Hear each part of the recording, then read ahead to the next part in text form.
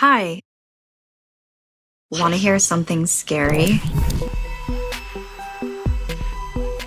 I grew up in a tiny town in Vermont.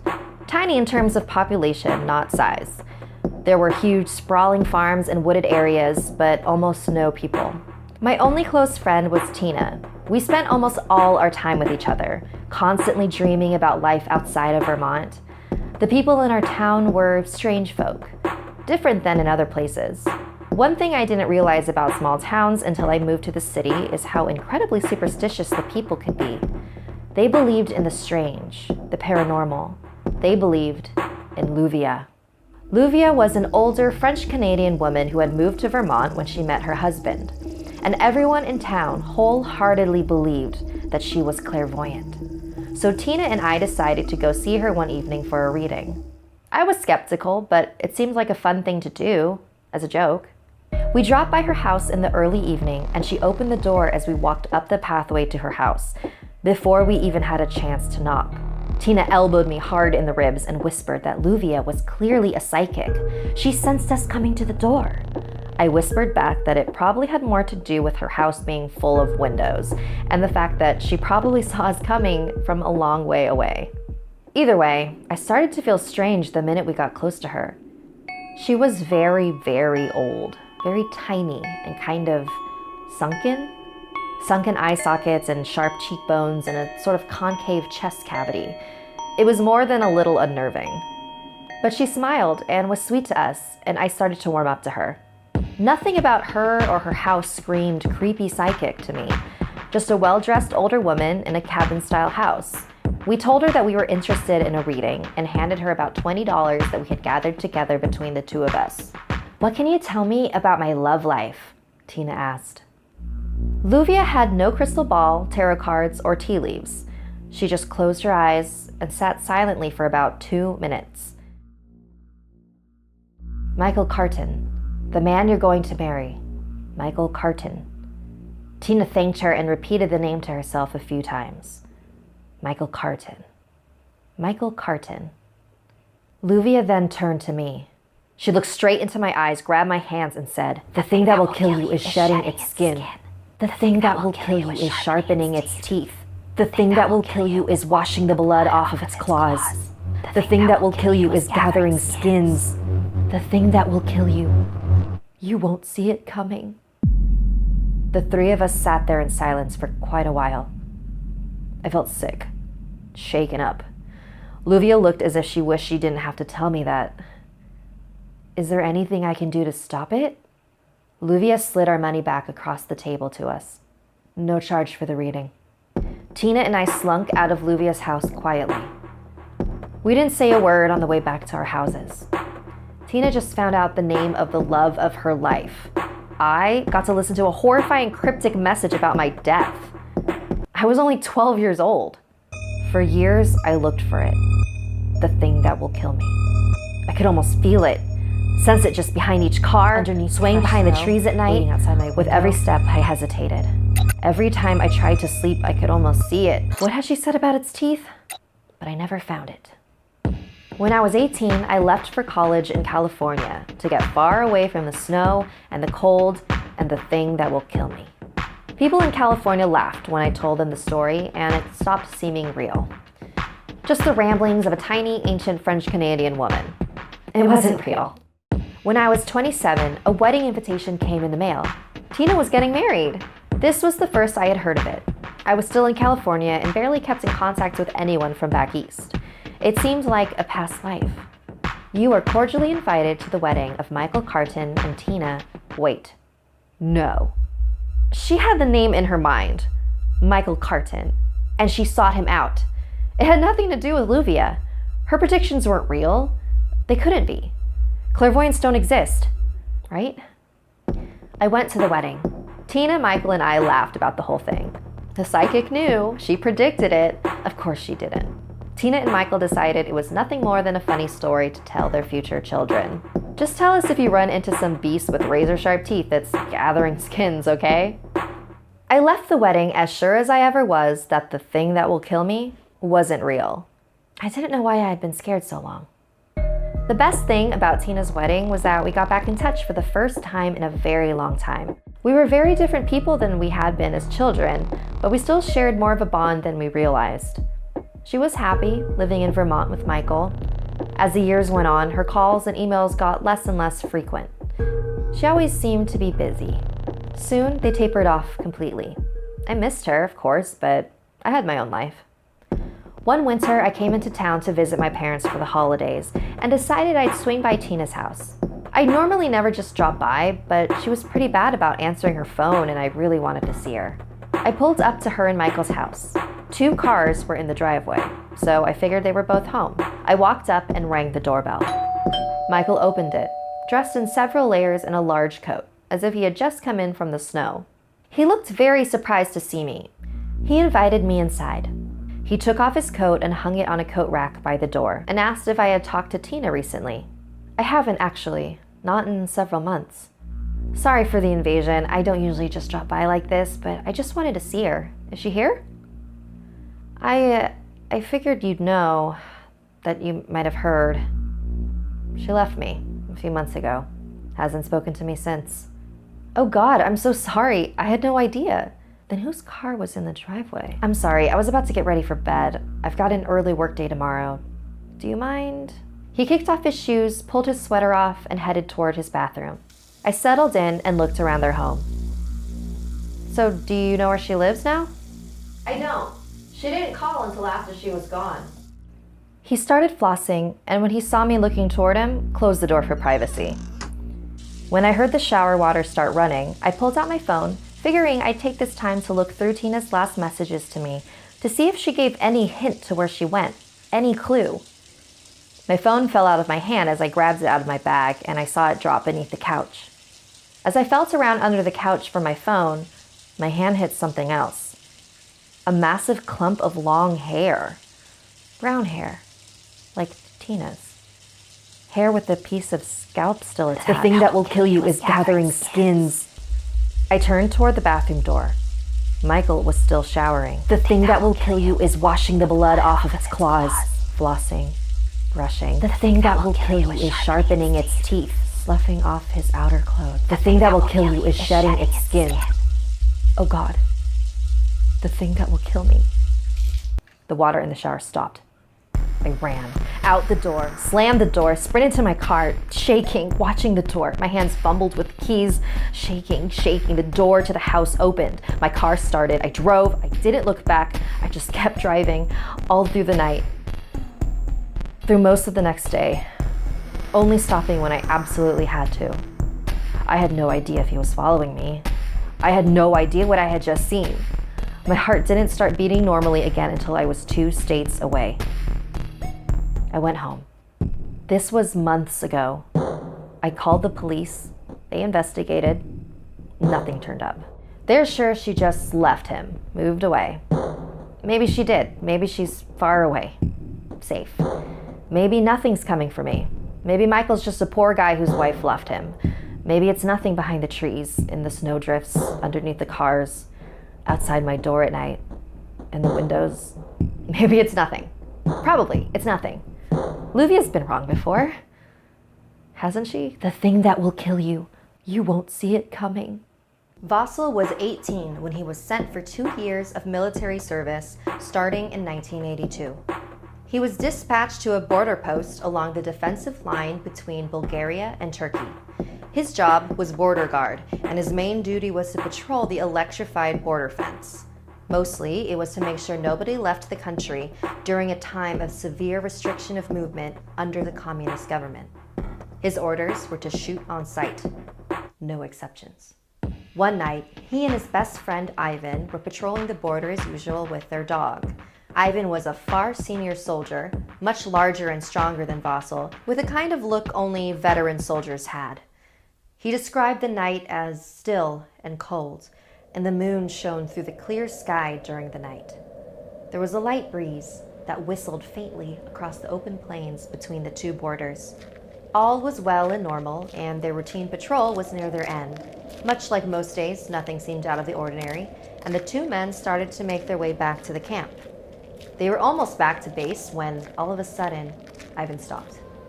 He turned his head to the darkness. Do you hear that? Fossil stopped to listen, and his eyes widened as he heard what sounded like singing. The two men listened and listened as the singing continued and seemingly became louder. Fossil stood still, yearning to know who was singing so beautifully.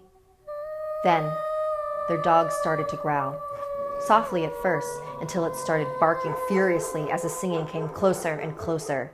Ivan grabbed Fossil.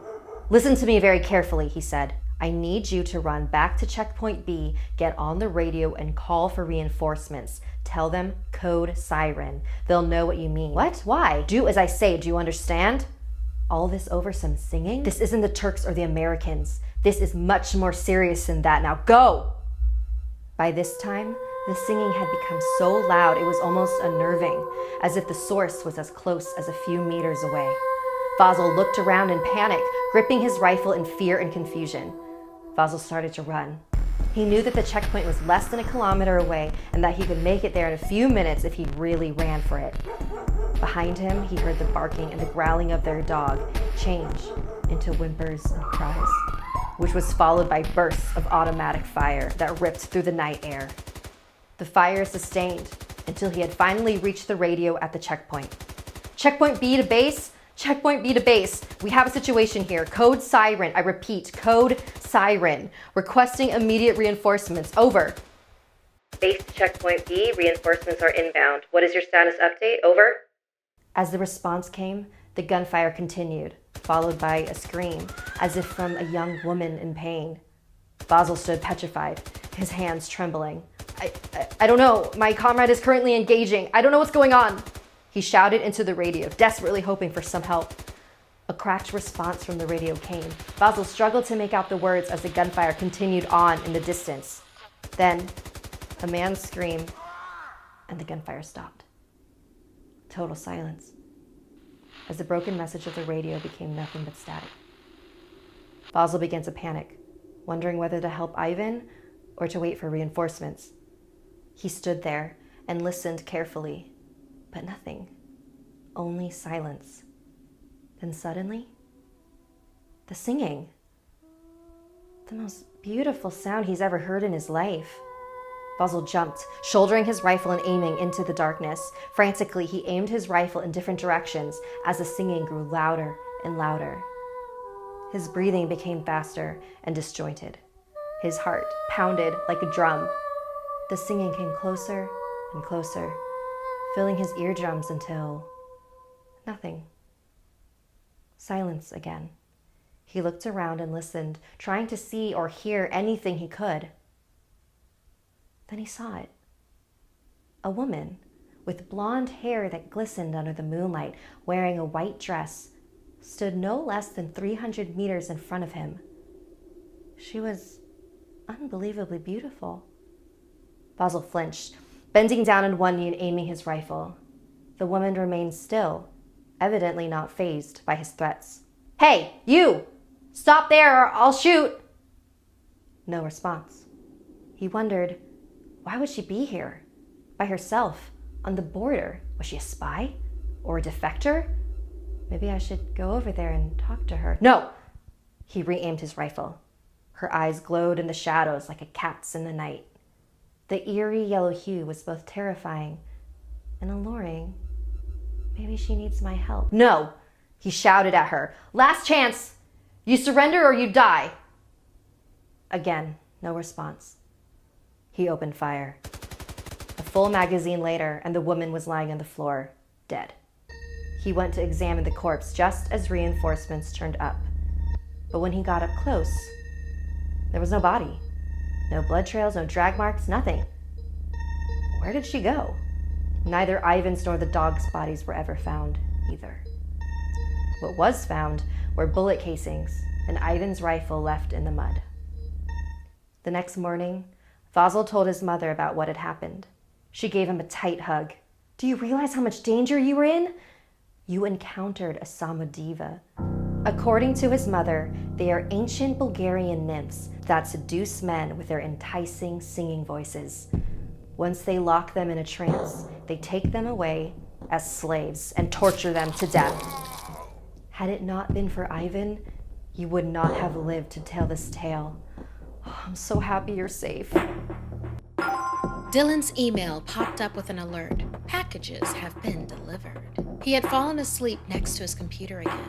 It was a day like all the rest, monotonous. But getting a notification of deliveries arriving gave him an exhilarating feeling. Just last week, he was able to nab a gaming system that was hard to find in stores. However, a mysterious package that had arrived the day before had caught him off guard. Inside of it had been a weird, ancient-looking jar. After opening that, he found nothing inside except a weird, earthy smell. As he rushed along the hallway to get to the lobby, he passed the painting of a moonlit valley by his apartment door and noticed that it was hung crookedly. He stopped to fix it, but the painting swayed back to its crooked position. The lights flickered, the air was still, and a wave of deja vu came over Dylan. Trying to shake it off, he continued down the hall toward the lobby when he heard a crash. Looking back, he saw the painting was on the floor. Dylan approached it carefully when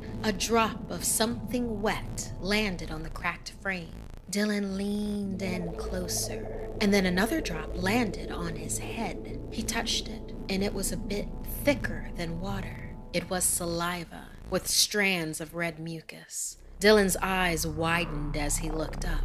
Above him, staring at him hungrily, was a naked humanoid creature with pale, almost gray skin. Its eyes were white, its teeth jagged. In an instant, its jaw gaped wide open as if unhinged. Catapulting towards its dagger-like teeth tore into his throat as the full weight of the thing tackled him to the ground. Then, darkness. Dylan woke up at his desk again. Disoriented, he looked at the message that flashed on his laptop screen. Packages have been delivered. Dylan was unsure what came over him, but he wasted no time as he checked his empty doorstep. He ran as fast as he could, past the crooked painting of the moonlit valley. His footsteps echoed down the hallway, and he heard the creature scurrying along the roof, hissing and screeching as it chased Dylan. It grabbed him, and its snarling jaws were the last thing Dylan saw before darkness. Dylan couldn't believe his eyes as he read the same notification from before. Was he having a dream within a dream? He wondered if he was truly awake.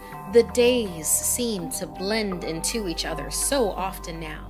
He pinched himself. He was awake and alive. That thing couldn't be real. Nevertheless, he felt ridiculously on edge and grabbed a letter opener.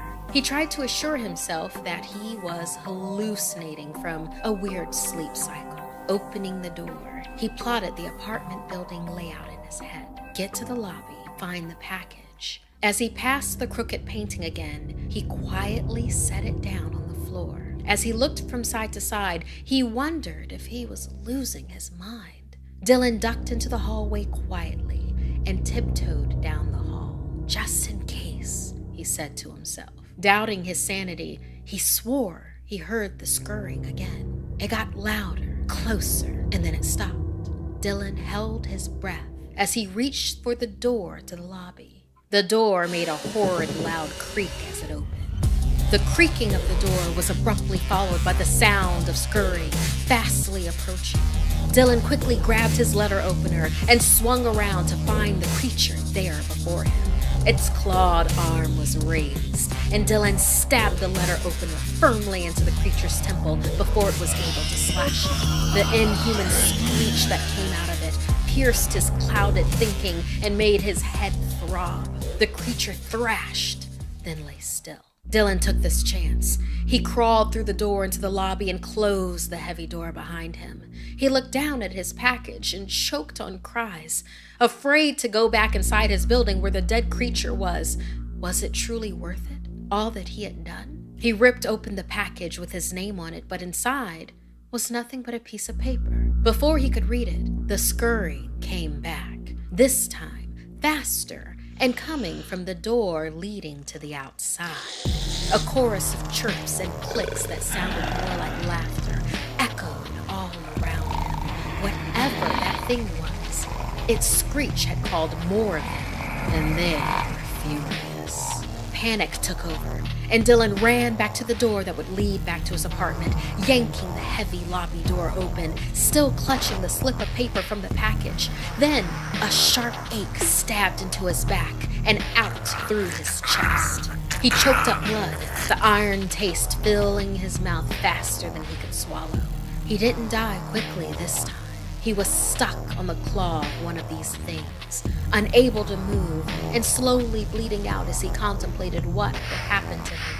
Sure, he'd wake up again, but these things were everywhere, inside the halls and outside his building. If he stayed inside his apartment, they'd eventually get him there as well. There was no running now. He was trapped in a time loop of hell, a nightmare he was doomed to repeat forever. More of the creatures gathered to chirp and cackle at him, feeding on him as he bled. With the last of his strength, he held up the slip of paper he had found in the package. It was a drawing of that ancient, earthy-smelling jar from yesterday. It had been one of the many packages he had stolen off of porches. Below the bottle was a message. Dylan, I hope you keep enjoying my gift. This is why you don't open other people's packages. Susanna and Lula resided as neighbors with a direct view into each other's rooms. As best friends at the time, this arrangement served as an ideal means for exchanging messages back and forth. Although remaining close, their high school years transformed the friends into competitors in every aspect. Boyfriends were no exception and likely to be the cause of their friendship ending forever. One day after school, the captivating melody of a guitar lured both teenagers outside. As the music grew louder and more distinct, they gazed down the street. Accompanied by the thundering sound of galloping hooves, a shadowy figure approached on a horseback. The man was slightly older than they were and playing guitar while riding down the street. They caught just a glimpse of the man's deep yellow eyes from underneath his extremely large hat. He acknowledged both young women with a nod, and they were visibly smitten as he strolled by. Who was that? Susanna asked. Lula said it didn't matter because he was going to be hers. Susanna rolled her eyes and went back inside to her schoolwork. Over the course of the next few days, the mysterious rider rode past the houses every day, just as the sun was setting. One evening, he threw a flower to Susanna. It seemed as though she had won him over with her long, shiny hair. Lula's hair wasn't short, but it wasn't nearly as long as Susanna's. Losing this man to Susanna infuriated Lula, leading her to devise a vengeful scheme. The next day at school, she discreetly slipped a note into Susanna's locker. It read, "Congratulations, you have been invited to join the National Honor Society. Please be at the informed meeting in the library at 7 p.m.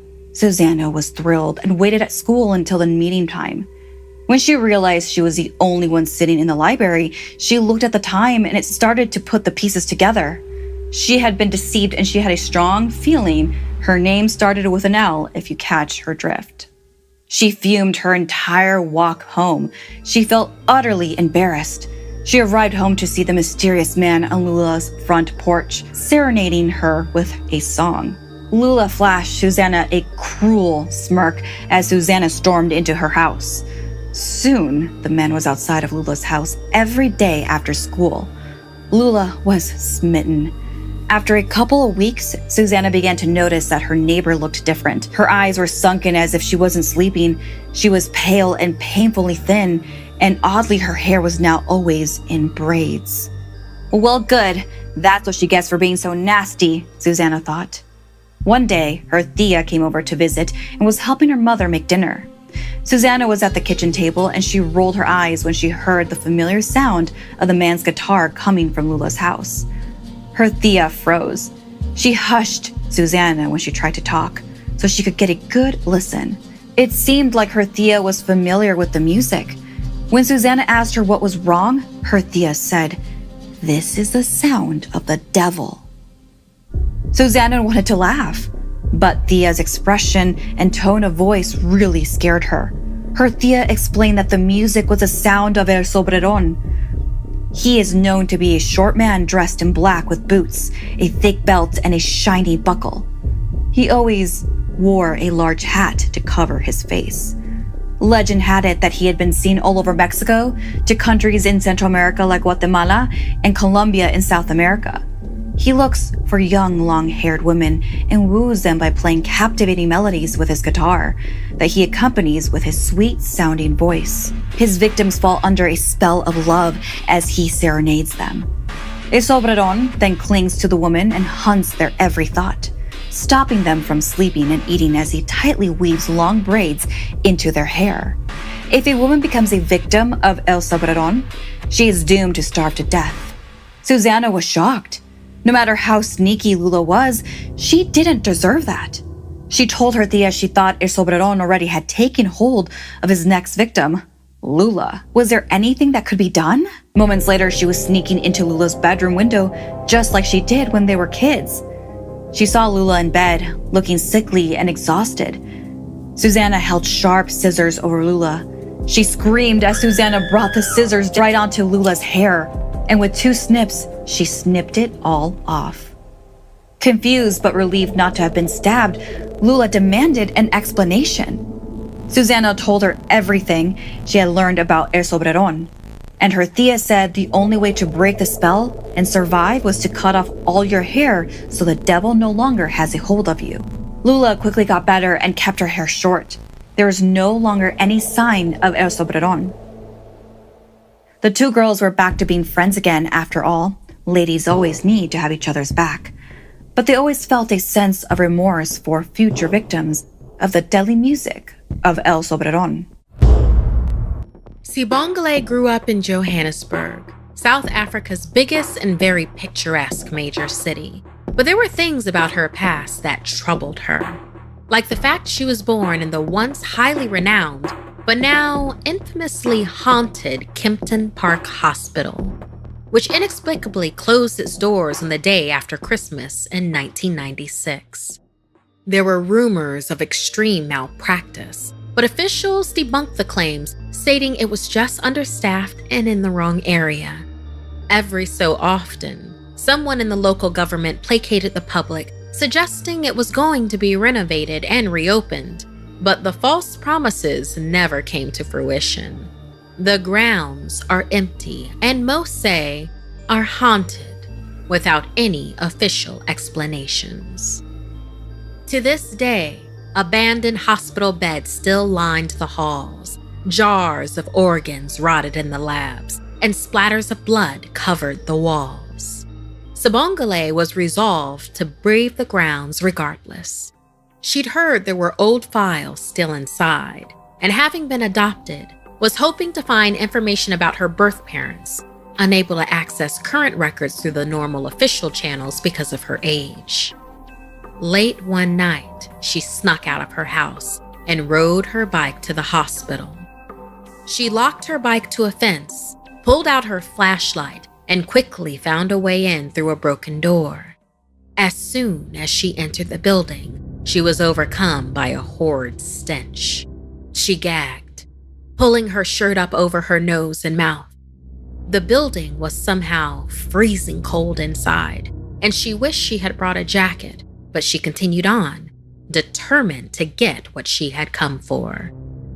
Sibongile followed the dilapidated signs, guiding her deeper to the maternity ward.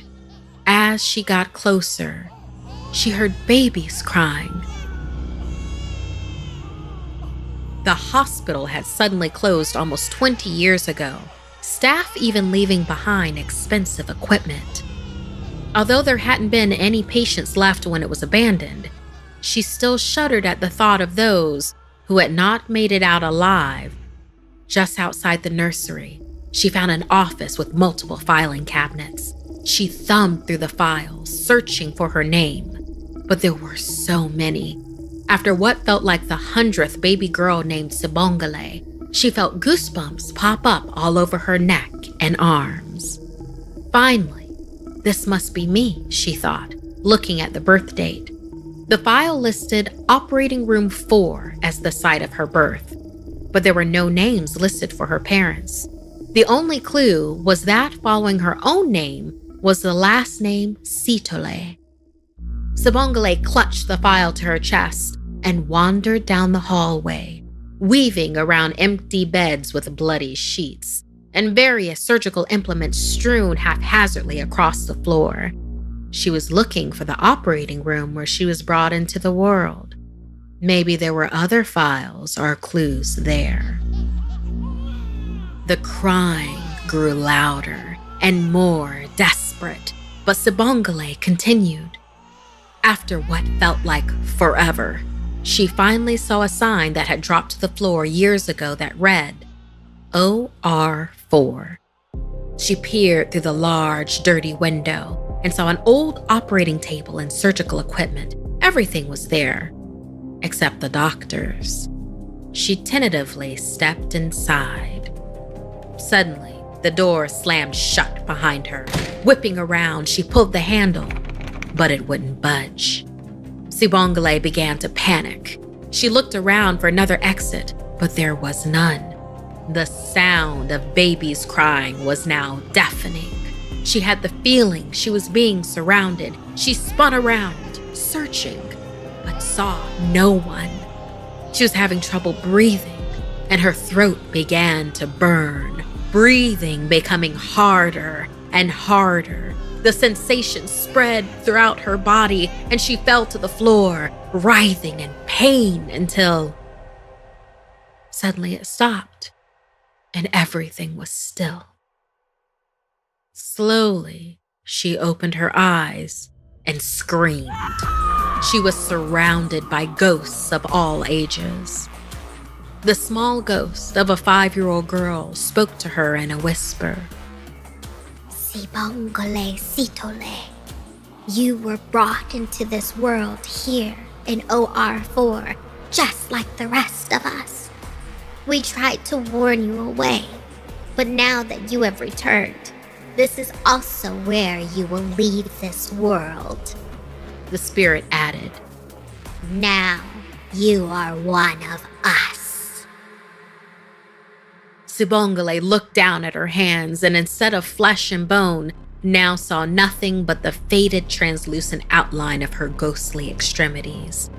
Through her tears, she tried to tell them that she was alive, but she wasn't anymore. She was just like the rest of them now. Those fortunate enough to have made it out once should have never returned.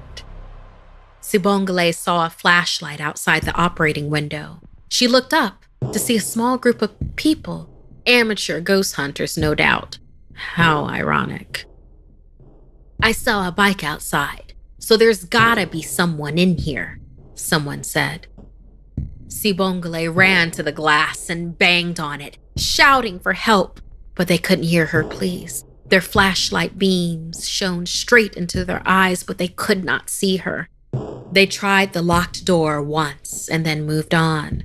As Sibongile wailed, joining the cries of those who surrounded her, forever trapped inside OR4. 12-year-old Atsuko recently moved to a new neighborhood with her family. She was very lonely, and more than anything else wanted a friend. During one stormy night, she heard a small melodic voice coming from outside that said, My name is Licca-chan. Please let me in. I'm so cold. Atsuko opened the door but saw nothing at first. Confused, she finally looked down, and right below her was a doll, one unlike any other that she owned. Atsuko realized it was a Licca-chan. The dolls were famous in Japan. Similar to the American Barbie dolls, they came in a wide variety of styles. This one looked vintage and had long, silky black hair. It wore a striking yellow flower-printed kimono. It was beautiful, but the doll and its outfit were soaked from laying on the ground. Atsuko looked around for the doll's owner, but after seeing no one, she picked it up and brought it inside. Atsuko placed it on the kitchen table and went to grab a towel so she could clean it up. When she returned, she found the doll sitting there, looking straight at her, with its arm pointing her way. Atsuko could have sworn she did not leave it like that, but out of the excitement for her new toy, she laughed it off. She dried the doll off and dressed up its hair until finally it was as good as new. She played with the Licca-chan doll for hours and finally held it close and swore, "We'll be best friends forever. No one will ever get between us." Now Atsuko was no longer lonely, and once she started up at her new school, she found she even had the confidence to make new friends. She decided to invite her two closest friends, Mizuki and Kyoko, over one day after school. When Mizuki spotted Atsuko's doll, she sneered and mocked Atsuko for still playing with dollies. She informed Atsuko that they were practically teenagers and only babies had dolls. Embarrassed, Atsuko shoved the doll into the trash bin and claimed it wasn't important. Kyoko was alarmed at this and warned both girls not to throw away Licca-chan dolls because they were known to be cursed. Kyoko explained that her grandmother told her stories about dolls that were thrown away, seeking revenge against those that disrespected them, even going so far as killing those foolish enough to disregard the curse. Atsuko started to remove the doll from the trash, but Mizuki laughed at them both for being superstitious. "Only babies believe in stories like that," she teased. Atsuko looked at the doll. It almost looked like it was peering out of the bin back at her. Even though its beautiful features hadn't changed, it looked different now. It looked angry. Mizuki walked over to the bin and used her foot to push the doll all the way down. Out of sight, out of mind. Atsuko soon forgot about it, and her friends went on to have a fun day together. After they left, she felt uneasy about what had happened to the doll, but decided it was time she grew up. So, she left it in the trash.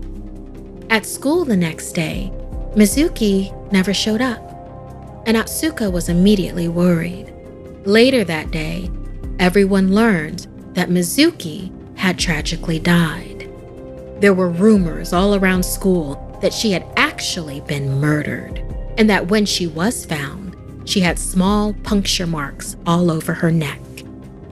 Atsuko knew deep inside that this was all her fault and ran home as fast as she could.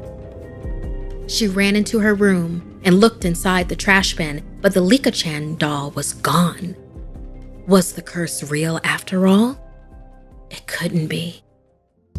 When her parents arrived home, they found Atsuko in tears in her room. She explained to them what happened, and they comforted her as best they could and also reminded her it was trash day.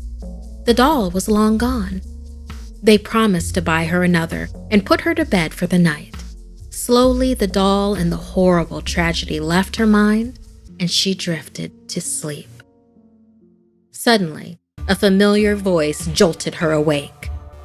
My name is Licca-chan, and you are a liar. Atsuko looked around her dark room, but the doll was nowhere to be found.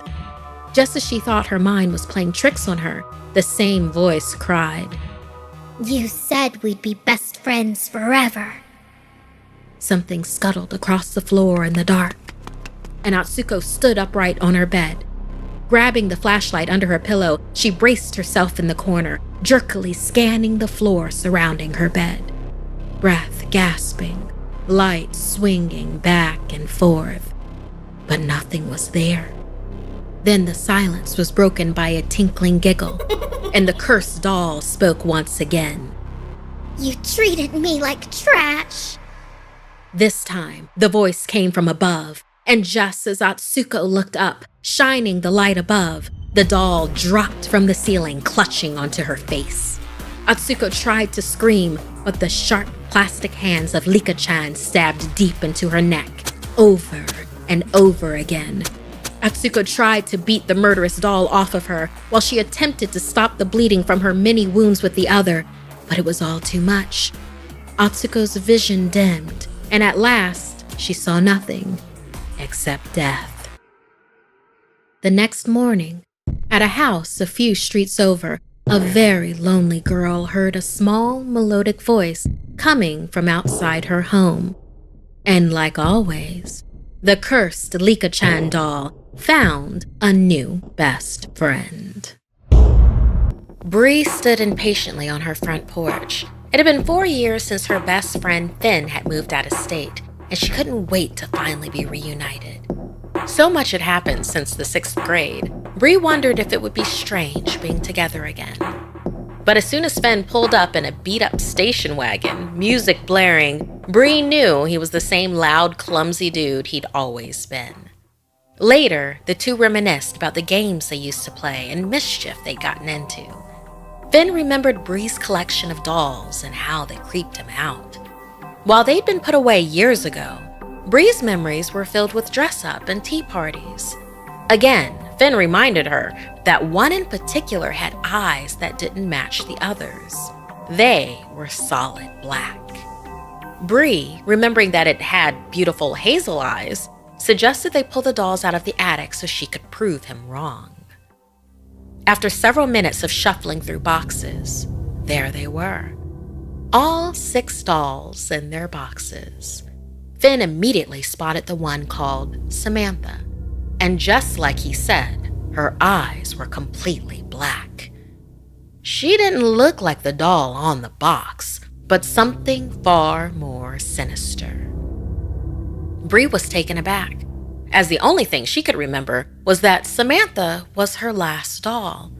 She'd stopped collecting them after her, but she couldn't remember why. Finn playfully grabbed Samantha and began miming her voice, calling her the devil's child. Bree laughed at her friend being silly.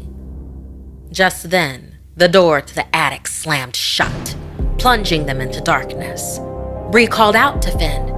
He threw Samantha across the attic and blindly ran toward Bree. I told you something was wrong with that doll, he whispered in her ear. They began to make their way to the attic, but with each step, another came from the direction of where Samantha had been thrown. If they took 2 steps, they heard 2 steps. Those steps growing closer, and the friends decided to run the rest of the way. Once they reached the door, they realized it was locked from the outside. They banged, pushed, and pulled, but the door didn't budge.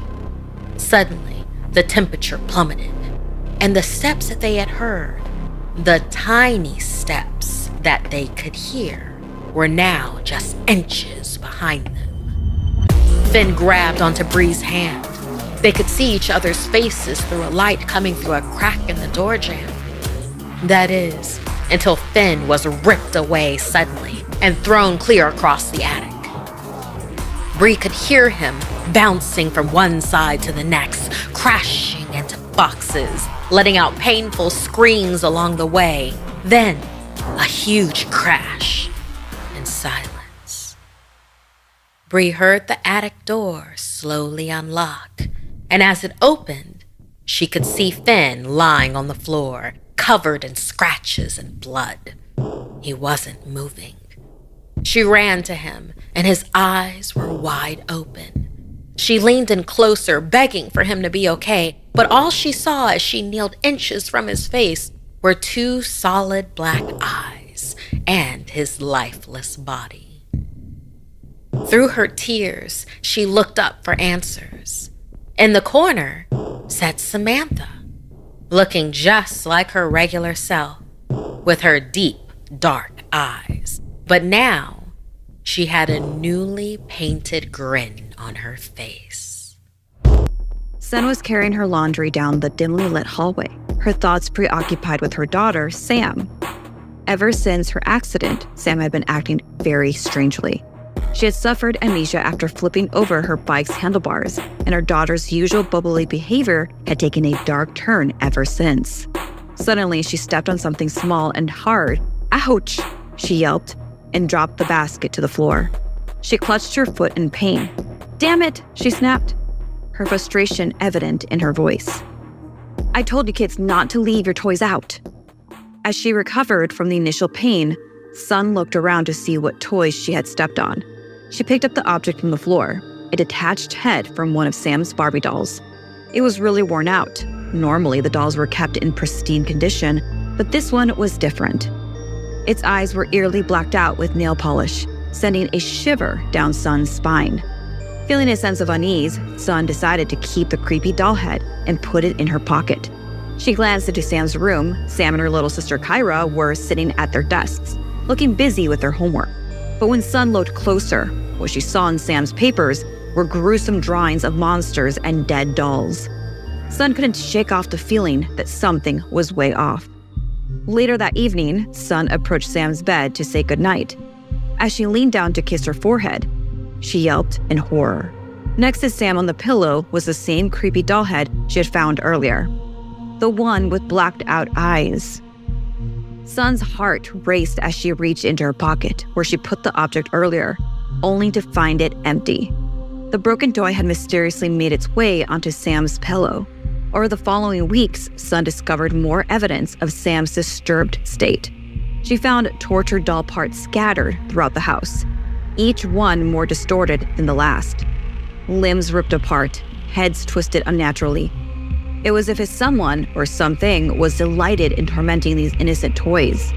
When questioned about the incidents, Sam would simply say, "Samantha made me do it." Her trembling finger pointed to the doll head, which she had given the same name as herself, Samantha. Sam claimed that Samantha was the one controlling her actions, compelling her to carry out these depraved acts. Sun's anxiety reached its peak when she heard Kyra's terrified screams echoing throughout the house. Panic gripped her as she sprinted towards the source of the distress. Bursting into the room, Sun found Sam with Kyra trapped in a headlock. Sam's eyes were covered in a magic marker, mimicking the same eerie blackness as Samantha's. Sam was treating Kyra like one of her dolls, attempting to pop off her little sister's head, acting on pure instinct. Sun summoned all her strength and forcefully separated the two girls. Sam was thrown backward, slamming into the wall with a sickening thud. Blood oozed from the wound on her head as she laid motionless on the floor. Paramedics arrived swiftly, rushing Sam and Kyra to the hospital for immediate medical attention. However, when Sam regained conscience, her memories were fragmented and distorted. All she could utter was a chilling phrase, "Samantha made me do it." The authorities were called, and an investigation began into the disturbing evidence that had taken place within Sun's home. They searched every inch, collecting the remnants of the shattered dolls as evidence. Yet, no matter how hard they looked, they found no trace of Samantha, the malevolent force that had seemingly possessed Sam. To this day, Sun and Sam remain haunted by the memories of those weeks. The shattered dolls, the chilling whispers of "Samantha made me do it." The inexplicable disappearance of the doll's head that initiated the nightmare. The events left them with a lingering fear, a constant reminder of the darkness that can reside within the most innocent of things, waiting to be awakened by an unsuspecting victim. Thanks for agreeing to this, Sarah. Are you comfortable? Yes, I am. Okay, why don't we start with how you're feeling right now? Numb. Just like every other day. It never gets easier. I understand. What you've been through is tough. Why don't you take some deep breaths and let's start at the beginning, okay? Is that okay with you? Let's start with Tom. All right. What can I say about Tom? I really miss him, you know? God, I really do. It's the little things, you know? Like when I'd pull some clothes from the wardrobe and his cologne would still linger there. Luke was the only thing that kept me going. Luke's your son, right? Yeah, that's right. It was about a year after we had him that we found out that Tom had cancer. He hadn't been feeling well, but he had been putting off seeing a doctor. There was just so much to do in those early years, starting a new life together. The doctors said if only he saw them sooner, they may have detected the cancer earlier. Then it may not have spread. Then it may have been operable. Then he might still be alive. It was hard seeing him waste away. He was so sure that Luke was going to be a sports star like his dad. He couldn't wait for Luke to be old enough for them to throw a ball around in the yard together. By the time Luke was old enough, though, Tom was already too weak to even lift a ball, let alone go outside. He would just lie in bed all day, too exhausted and weak to do anything. Instead of playing sports together, they played pen and paper games. Luke really loved playing hangman, though. He loved guessing letters at silly words or phrases his father would come up with. And he really loved drawing that little hangman figure. He drew that a lot. He was terrible at the game, but it didn't matter. All that mattered was his dad loved playing with him too. I would sometimes find them both asleep in bed, covered in paper. Tom would get tired easily and had this habit of dozing off. But rather than wake his dad, Luke would decide it was his nap time too. He'd crawl right next to Tom and fall asleep hugging him. That day came when Luke woke up, but Tom didn't. When I found them both, he was holding on to Tom, hugging him tightly. He was crying and pleading with his dad not to go. "I love you, Dad. Please don't go. We still haven't finished our game yet," he cried. And how did Luke handle everything afterward? He became very quiet and sullen, kept holding on to that paper pad and wouldn't let it go. I once asked him if he'd feel better if we played hangman like he used to with Tom. He just shook his head.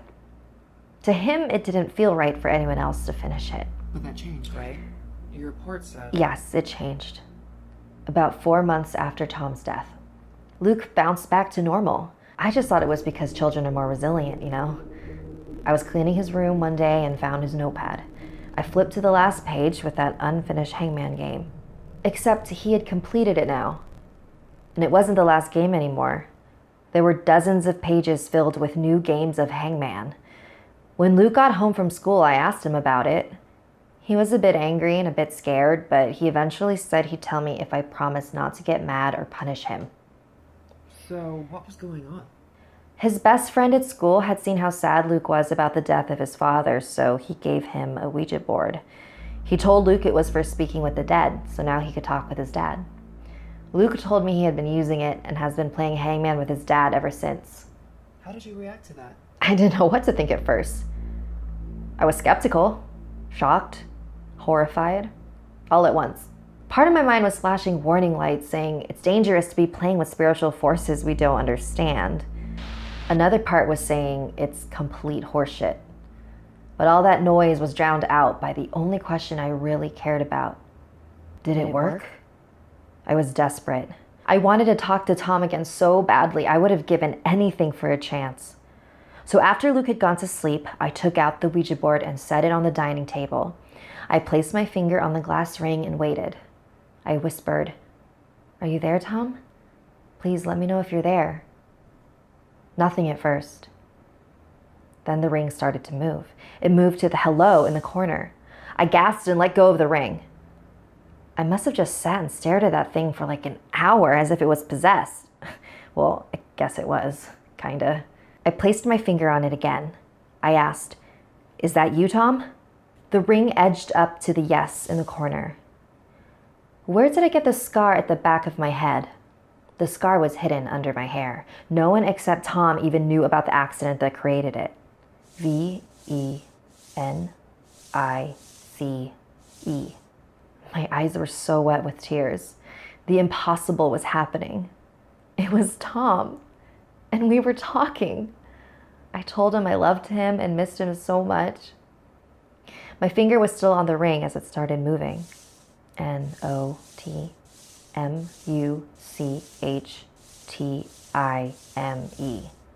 What did he mean? Was he trying to say we didn't have enough time together before he died, or that he doesn't have much time before he needs to go again? "No, you left us too soon. Luke misses you too," I said. LOOKAFTERLUKE.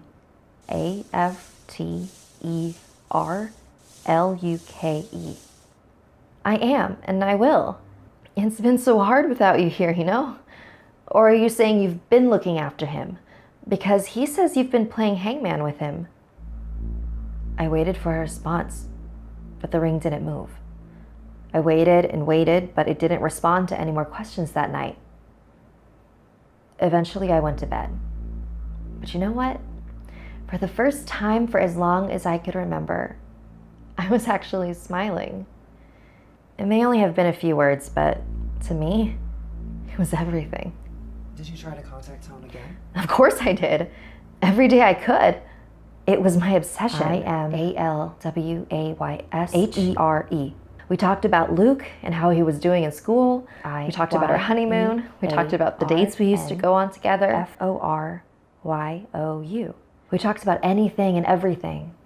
It was sometimes surreal. Sometimes it was even passionate. There's some funny ones, you know. He once even spelled out, I watch you shower. Another time I told him that I didn't want to go to sleep because the bed seemed empty without him. I lie beside you when you sleep. It was almost enough to make me go to bed. Can we talk about what happened that day you found Luke in his room? Oh, that. Yeah, I guess. That's what this is really all about, isn't it? That's why you're here? I figured we'd get to this part eventually. If it's not too hard to talk about. It's fine. I've gone through it 1,000 times before with the police. What's one more? Like I said, I'm numb now. It's still a blur, really. I had finished making dinner and called for Luke to come down. He usually yells back to me to tell me he's coming, but he didn't respond that day. I eventually tired of yelling and went to his room to get him. He was lying face down on the floor. His neck was twisted at an odd angle and his eyes were staring blankly at the wall. Near one hand was his pad and pen, and that damned cursed Ouija board near his other. I just kept screaming his name over and over, hoping he could hear me. I just held him in my arms. My baby. My poor, precious baby. What had happened to him? I was hugging him tight and kissing him. I refused to let him go. Not after losing Tom. I couldn't lose Luke, too. My eyes landed on the pad he was scribbling on. He had been playing hangman again. You were never alone. I am the hangman. I had a sickening realization that it may not have just been Tom that I had been communicating with. You were warned. At least not after that first night. A sharp chill began stabbing at my heart. The last game at the bottom. A completed drawing of the hangman figure scrawled beside it. It's the last thing I remember. Inside, I'm still screaming, you know? I don't think it will ever end.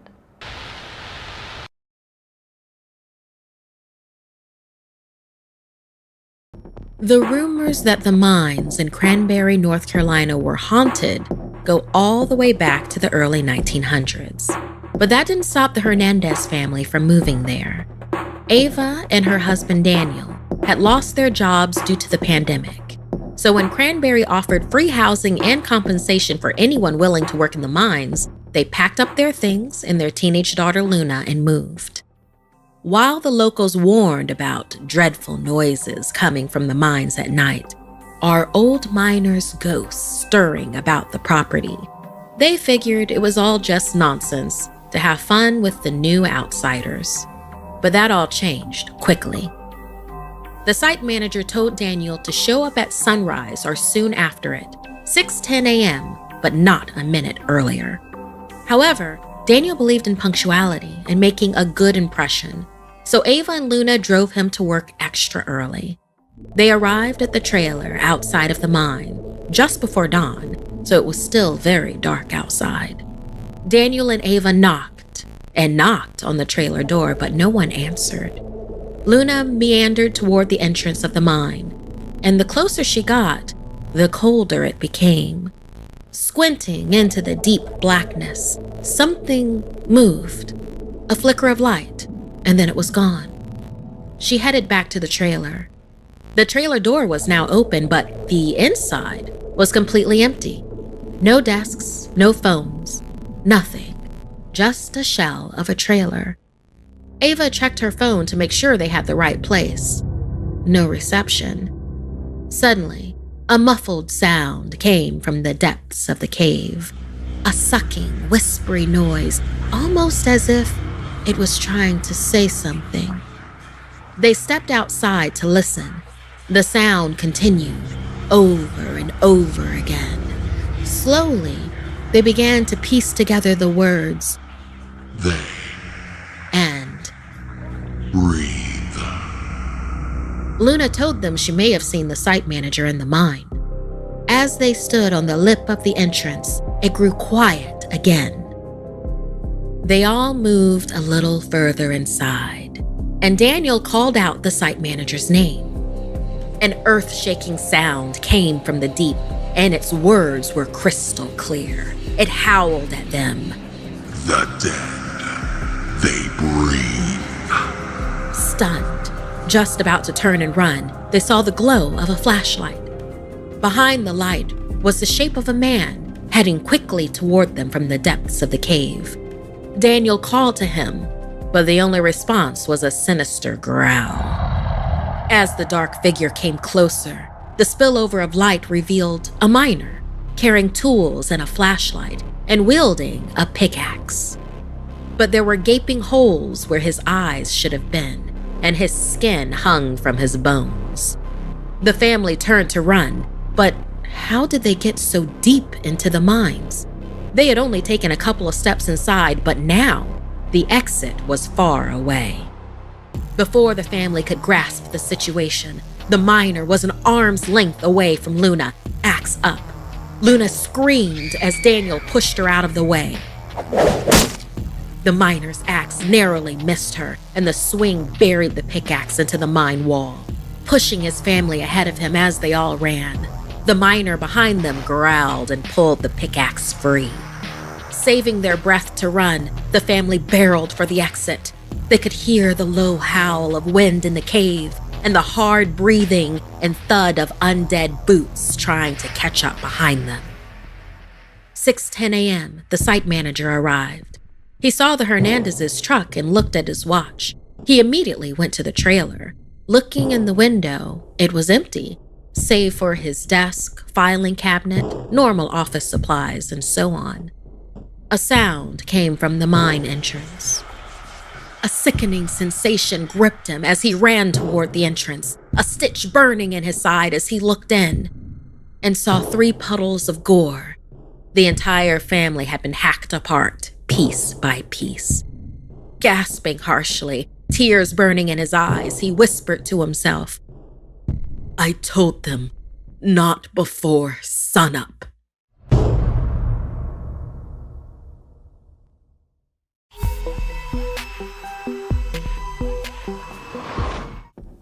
Anya didn't want to come to the cemetery in the middle of the night, but Maisie had dared her to do it. And she wasn't the type who backed down from a dare.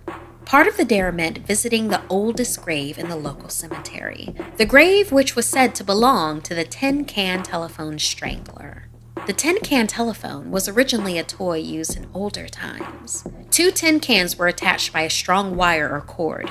You could speak in one end and hear the voice clearly in the other can, no matter the length of the cord. Rumor had it that the strangler used it to lure children away from their homes and murder them using their own toys. After he kidnapped the grandchild of an old witch, he was found dead with that child's favorite toy, an old tin can telephone wrapped around his neck so tightly that doctors couldn't remove it. Somehow, it had fused through his skin into the bone. He was buried with it in a grave in the back of the cemetery, marked with a blank tombstone that no one ever carved. Maisie heard from someone at school that if you made the same tin can toy and placed one end on his grave at midnight, then you could hear him wheezing for air when you listened on the other end. While on the call, you could ask him anything you wanted, and since you had summoned him, he must answer you truthfully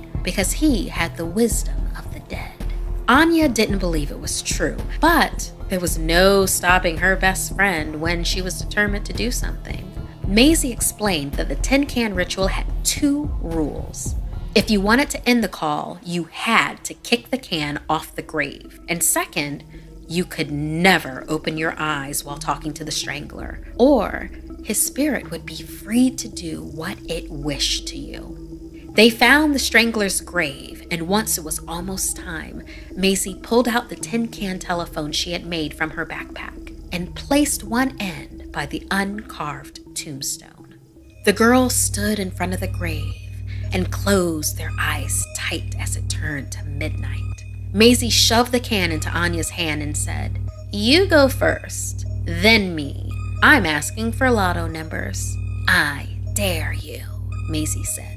Anya sighed and grabbed the can, closing her eyes. Taking a breath, she held it to her ear and asked about her grandfather who had passed last spring. Then she listened. She heard nothing.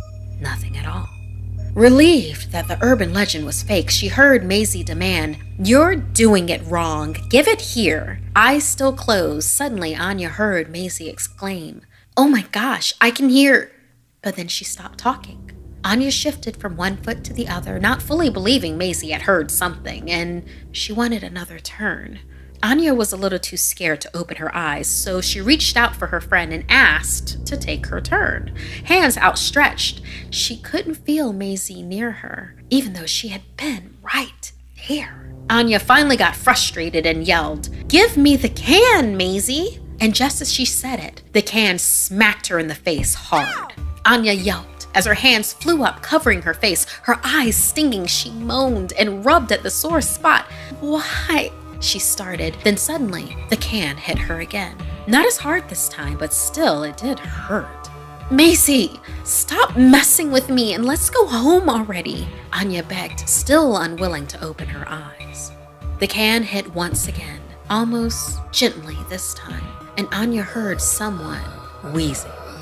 Anya froze, terrified, but then realized it was Maisie's voice. It was all one of Maisie's pranks. Anya opened her eyes and saw her friend being choked by the glowing, zombified ghost of the tin-can telephone strangler. His gnarled, rotting hands had wrapped the cord of their homemade phone several times around Maisie's neck. Anya realized her friend had been throwing the tin can at the other end at her, trying to get her help. But what could she do? Obviously, they had missed something. There had to have been more to the legend, something to better contain this monster, but she had no idea what it could have been. Anya watched in horror as her friend struggled and weakly kicked at the other can still on the grave. That reminded Anya that she could end the call by kicking the can off that grave. Maybe that would banish the killer's spirit. She ran towards the grave, but before she could kick the can, the ghost yanked it away, and she slipped, falling flat on her back. As she brought herself to her feet, the specter dropped Maisie's lifeless body to the ground and focused his attention on Anya.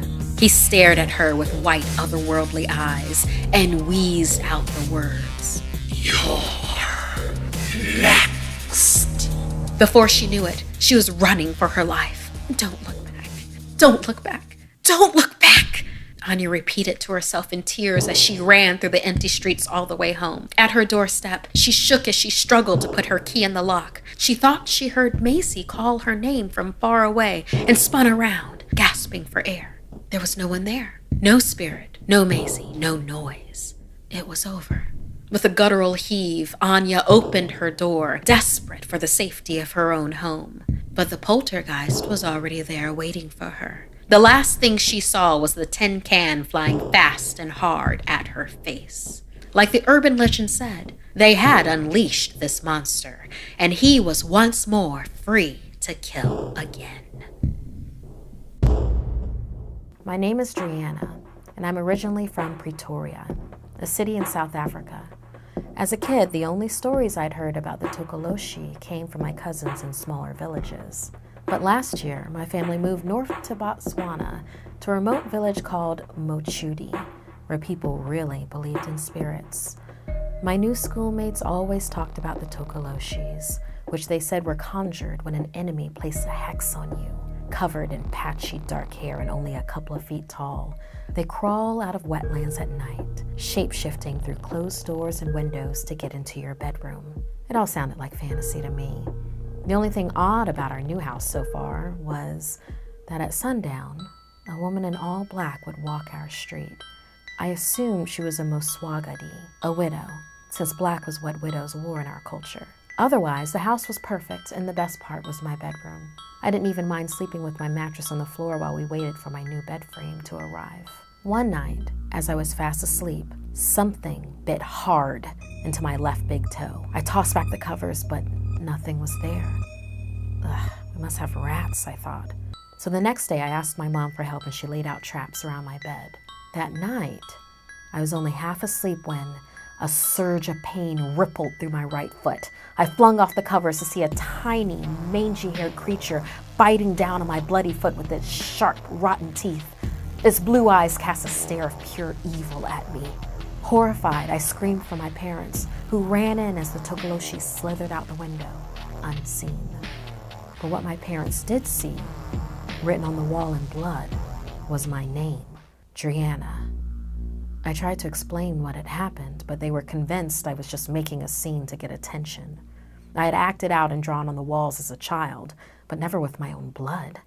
Regardless, they patched my toe up and told me to go to bed. At school the next day, my friend Laredo told me I was lucky I awoke. If it got its teeth in you, you could get a horrible illness, paralysis, even death.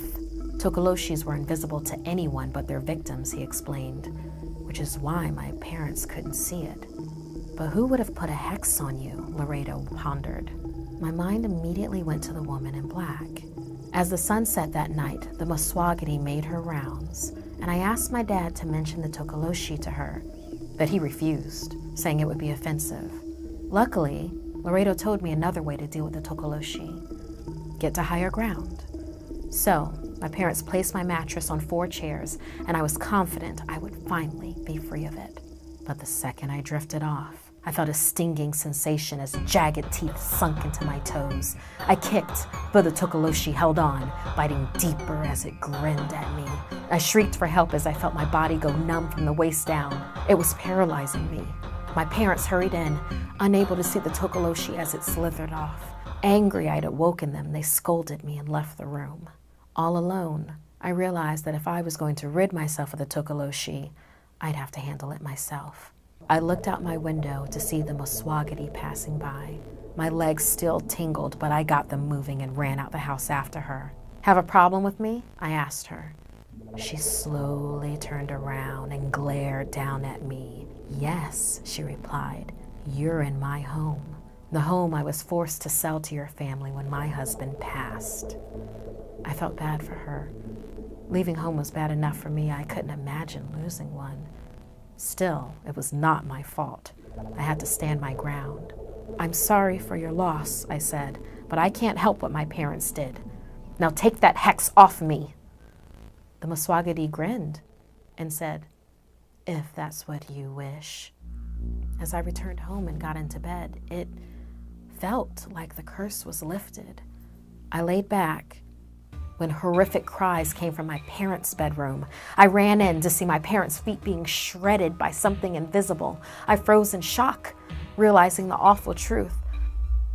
The Maswagati had removed my curse, but my parents would suffer and pay for it.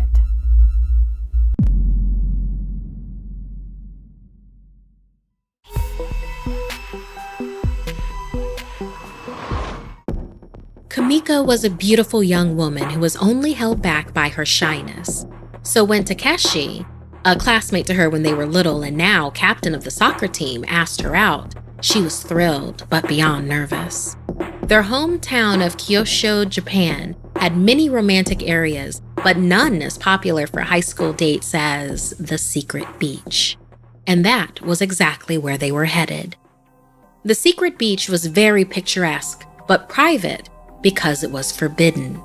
A lot of trouble seemed to occur there, including a few people who had recently gone missing.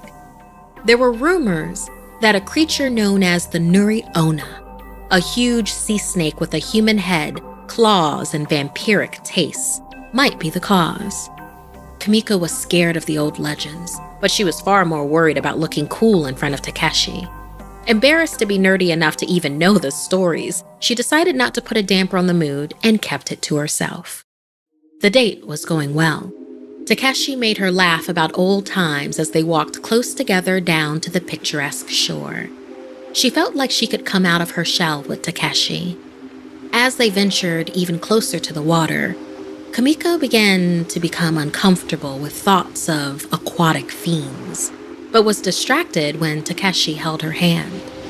It was a warm day, but as they rounded the bottom of a cliff, it blocked out the sun. The air got cooler and it got darker. Kamiko shivered, and Takeshi held her closer and began to lean in for a kiss. That's when the screaming began. Terrified screams from a woman nearby. "Help! My baby! My baby! I can't swim!" The couple ran towards the water and found a woman thrashing in the ocean some distance from the shore. With one arm, she supported a baby above the crashing waves. Kamiko was a skilled swimmer and Takeshi a natural athlete, so they both leapt into the raging waters without hesitation to help the mother and child. When they reached the woman, she quickly handed her baby off to Kamiko and latched onto Takeshi for dear life. As the woman caught her breath, Kamiko realized that she was able to stand in the water, which surprised her given her own smaller height. As Takeshi escorted the woman back towards the shore, Kamiko noticed something seemed to be following them. She looked down to see if maybe the woman was caught in seaweed and realized, much too late, what the woman actually was. That from the shoulders down, she was different. The woman's arms were actually crooked with long black nails that resembled a dragon's claws. Her skin had scales that glittered under the water. The woman peered over Takeshi's shoulder and stared at Kamiko with a hunger in her eyes. She licked her lips, revealing dagger-like teeth that dripped with drool. Kamiko stopped, dead in her tracks with the stories of the Nuri Ona racing through her mind. She looked down and saw that the baby she thought she held was in fact nothing alive at all. Just a homunculus of decaying sea life made to look like a baby. Kamiko screamed and tried to throw the imposter child away from her, but it suddenly sprang to undead life and held on tight, dragging her like an anchor into the water below. She fought against the baby doppelganger's grip, struggling to break the surface. She then felt a serpentine tail slither its way around her body. It squeezed her, slowly crushing her breath from her. Her eyes followed along the tail until she found Takeshi, struggling with the rest of the monster. Its claws were embedded so deep in his skin that she couldn't see any trace of them. The snake-like tongue of this gruesome creature was buried into Takeshi's throat, acting as a straw as it slurped his blood. As the coils of the monster tightened, the fake putrid baby fell away from Kamiko. She realized this might be her only chance to escape. With no other option, she bit as hard as she could into the monster's flesh, causing it to loosen just enough for her to make her escape. Takeshi's eyes met Kamiko's, and with the last of his strength, he began to choke the Nuri Ona, keeping it occupied long enough for Kamiko to breach the surface and gasp for breath. However, before she could dive back under and try to rescue Takeshi, the tail of the Nuri Ona whipped out, knocking her backwards into the strong waves that then washed her back to shore.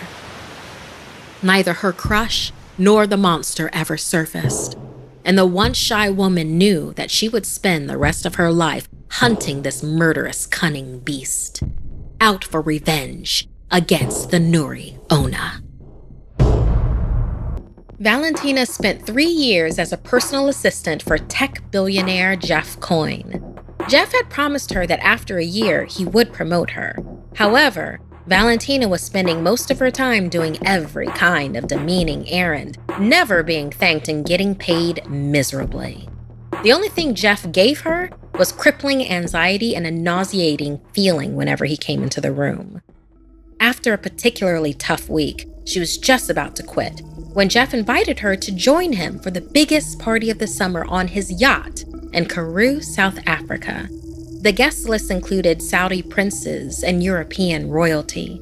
Valentina, who hadn't had a vacation in 3 years, thought this would be a good opportunity to have some fun and then quit afterwards. As the yacht left the dock, Jeff explained to the group why he had chosen to sail to Karoo, South Africa. He said there was a legend surrounding Karoo that had intrigued him for years. It was believed that the mythical mermaids that swam in those waters could bring good fortune to all who fell under their spell. Jeff laughed, saying that the legend was ridiculous, but on the off chance that they actually did exist, he would never fall under their spell because he already could buy everything his heart desired. More importantly, if he saw a mermaid, he would prefer to kill it and mount it on the wall of his yacht. The first evening, Jeff invited everyone on the deck to have some drinks.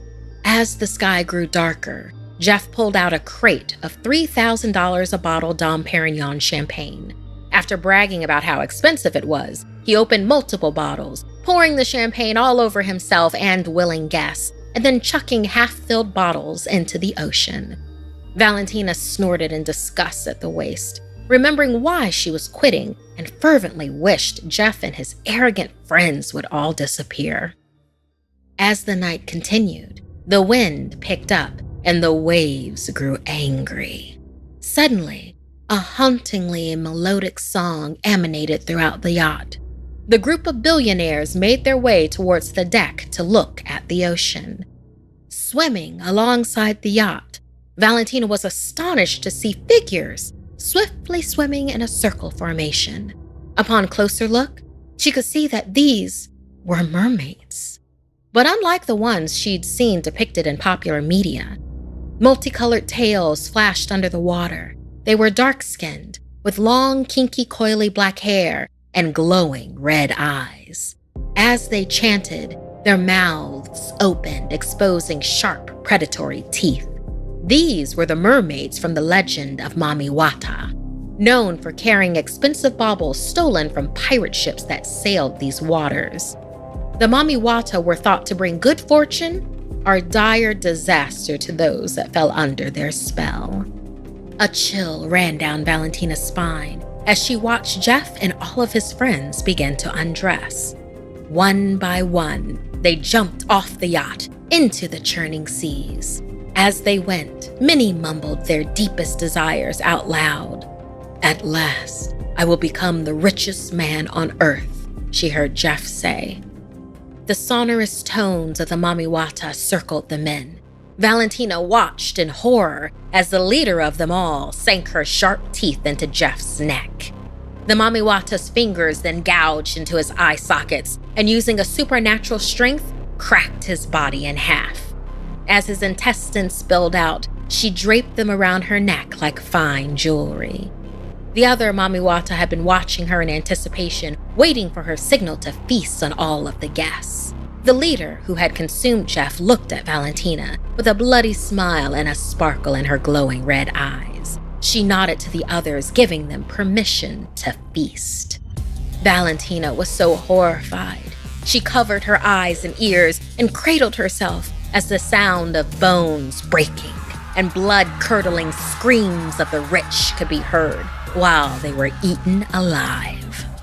When Valentina finally opened her eyes, the dark brown-skinned, red-eyed Mami Wata was laying in front of her on the yacht, multicolored tail flicking in the air as she stared into her soul. The leader then whispered, "Don't you see? Everything your heart desired has come true. Come, be with us, child." Valentina's wish for everyone on that yacht to disappear had come true. As if someone else was controlling her body, Valentina stood up and took the Mami Wata's hand as they both dived into the ocean, never to be seen again. Thanks so much for listening. Like and share if this video gave you the chills. And don't forget to subscribe and turn on the bell for notifications. See you next time.